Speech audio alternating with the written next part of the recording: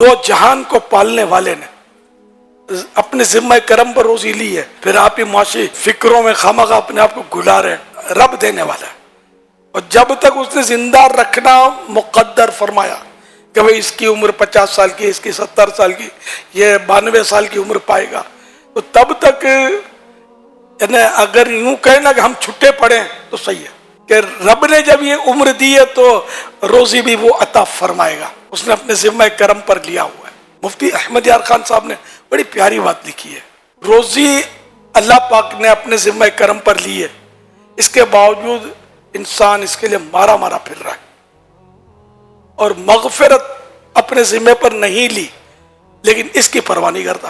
کتنا باریک اور پیارا نقطہ ہے یہ۔ تو اس لیے یوں ایسی باتیں سوچ کر اپنا ذہن بنائیں کہ رب روزی دینے والا ہے، اور یہ ہمارا ایمان بھی ہے۔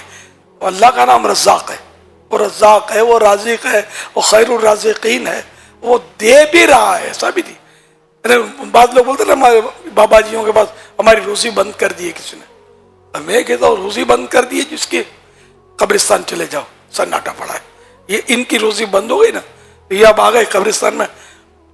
آپ جو اپنے پاؤں پر چل کر آئے ہیں، کپڑے پہنے ہوئے آئے ہیں، ناشتہ بھی کر لیا ہے اور روزی بند کی ہوئی ہے، کہہ رہے ہیں یار آپ کی روزی تو چل رہی ہے، جبھی تو آپ چل رہے ہیں۔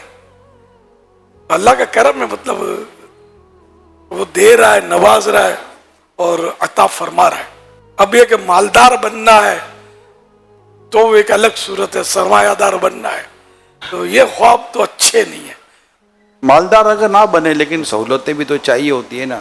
سہولتیں تو کبھی بھی پوری نہیں ہوں گی۔ اچھا، سائیکل ہے تو اسکوٹر کھپے گی، اسکوٹر ہے تو کار چاہیے، اگر کار ہے تو پھر فلاں ماڈل کی چاہیے تو فلاں کمپنی کی چاہیے کار، تو یوں مطلب ریکوائرمنٹس بڑھتی چلی جائیں گی۔